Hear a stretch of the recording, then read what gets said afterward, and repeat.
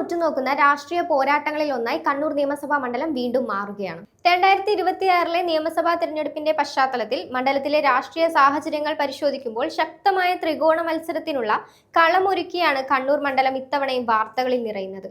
ഇടതു കോട്ടയെന്ന് വിശേഷിക്കപ്പെടുമ്പോഴും UDFന് ശക്തമായ വേരോട്ടമുള്ള മണ്ഡലത്തിൽ ഭരണവിരുദ്ധ വികാരവും വികസന മുദ്രാവാക്യങ്ങളും ഒരുപോലെ സജീവ ചർച്ചയാകുന്നുണ്ട്. പരമ്പരാഗത വോട്ടുകൾക്കപ്പുറം നിഷ്പക്ഷ വോട്ടർമാരുടെ നിലപാട് ഇത്തവണ ഫലം നിർണ്ണയിക്കുന്നതിൽ പ്രധാന പങ്കുവഹിക്കുമെന്നാണ് രാഷ്ട്രീയ നിരീക്ഷകർ വിലയിരുത്തുന്നത്. കണ്ണൂർ കോർപ്പറേഷനും പരിസര പഞ്ചായത്തുകളും ഉൾപ്പെടുന്ന മണ്ഡലത്തിൽ കഴിഞ്ഞ തവണത്തെ വോട്ട് വീതത്തിലുണ്ടായ മാറ്റങ്ങൾ രാഷ്ട്രീയ പാർട്ടികളെ മാറി ചിന്തിപ്പിക്കുന്നുണ്ട്.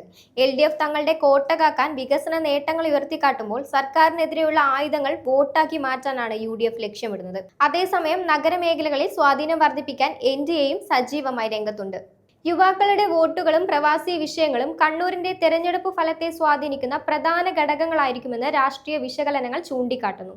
വരും ദിവസങ്ങളിൽ കണ്ണൂരിലെ പോരാട്ടം കൂടുതൽ വാശിയേറിയതാകും.